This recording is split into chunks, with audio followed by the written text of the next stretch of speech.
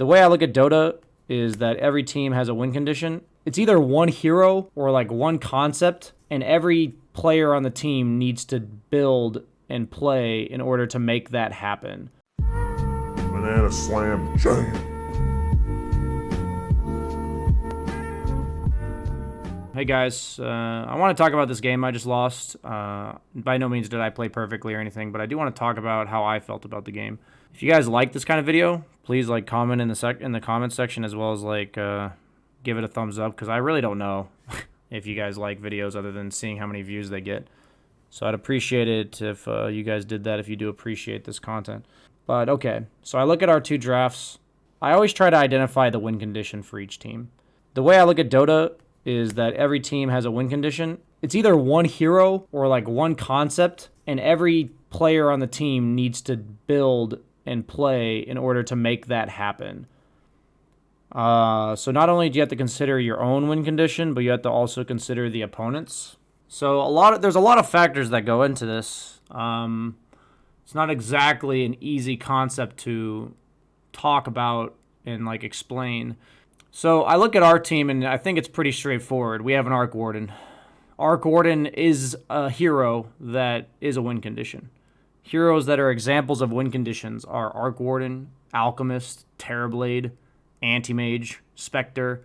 These heroes are win conditions. If you draft them in the draft, it is that hero's job to win you the game. And so with that in mind, everything that everyone on my team does has to be in order to enable Arc Warden to carry the game. So we then look at the opponent team and say, what's their win condition?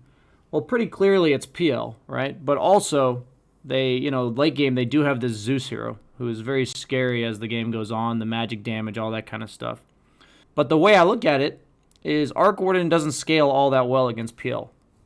Arc Warden scales decently against PL, but it's only if he's ahead, because Arc Warden Mjolnir plus a few more items, and suddenly PL starts to maybe have issues getting to the Arc Warden and fighting through all that damage. But PL's naturally going to build items like Satanic, like Scotty, where eventually he'll be able to sustain through this damage. So the way I envision our win condition is all about us making space for Arc Warden and fucking with the PL. That's all that matters, is slowing down the PL and allowing our Arc Warden to farm. So any move we make has to be to fuck with this PL. So the issue I had this game, which for me as a player, I know it sounds like a cop-out, but I want you guys to hear it out, right? It's not my hero's job, Nature's Prophet, to deal with PL. Meaning, my toolkit as a hero does not deal with PL. I have no natural illusion clear, and even if I have a Maelstrom in the mid game, it's just not enough. So then the question begs, who does, right? And it's the Ember, right? He's the only hero on our entire team until Arc Warden gets 3 or 4 items that deals with PL. So PL had a good lane. I think I probably could have played it a bit better, but I do think their lane was good. The Grimstroke kept nuking all of my trees. PL can just doppelganger off the Spirit Breaker's charge, so it's hard to go on him at any point. And the PL had a good start. And the Ember spent the first 5 minutes that he had level 6 kind of just chilling around the mid lane farming and recovering and stuff. And the thing is, during the time that he's recovering on Ember or getting his own farm, PL is just free farming top lane. And I want you to imagine from the PL's perspective. I actually did a similar... I actually talked to Gunnar about this on stream a year and a half or 2 ago. What has to happen for PL if Ember just shows up in his lane? The Zeus is going to have to rotate. The Void Spirit might have to rotate. The Wind Ranger might have to rotate. The PL might just have to leave.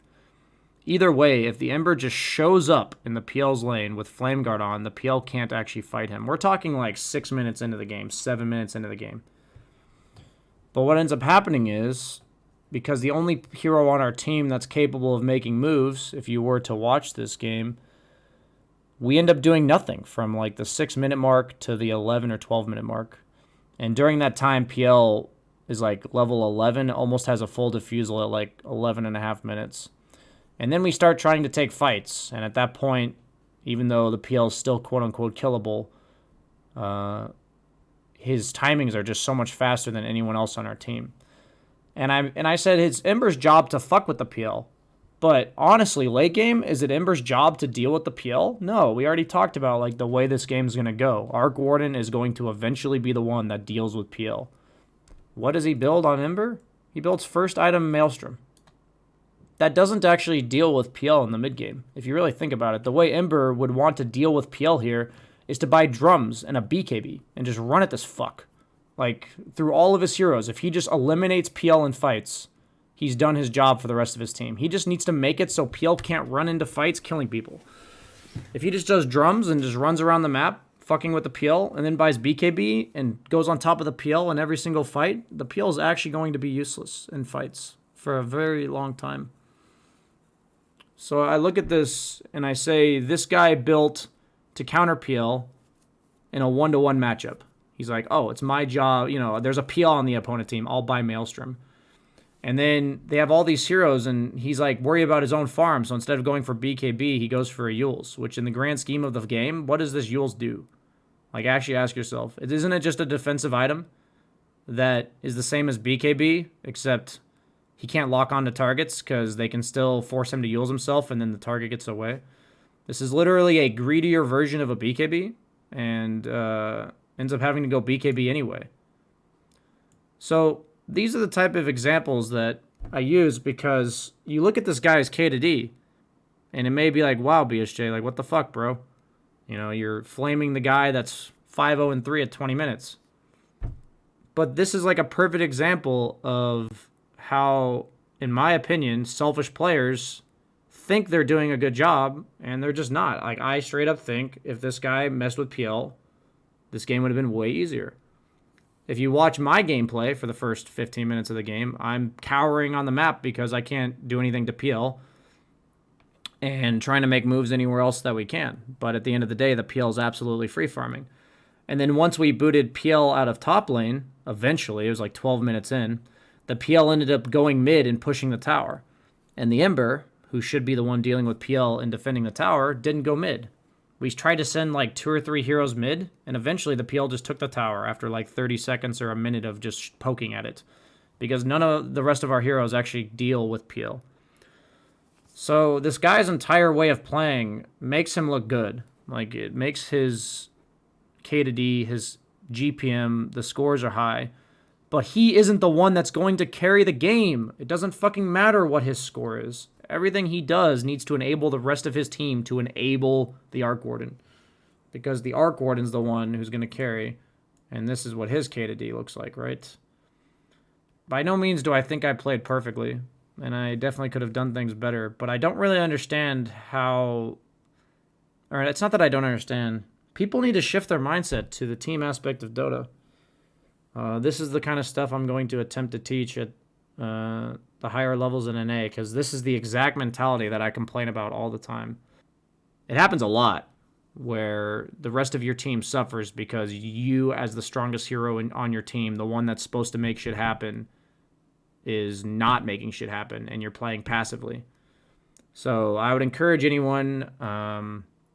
I'll move my webcam for just a second to look at the match ID. I would encourage anyone that wants to understand what I'm talking about to watch the first 10 to 12 minutes of this game. And maybe you'll see what I mean. What's our job? My job is to be at every tower push and make sure we secure objectives. Spear Breaker's a +1 for ganking. Ogre's like a babysitter warder. Everyone has their role in the game. It's not fancy, but it's how it is.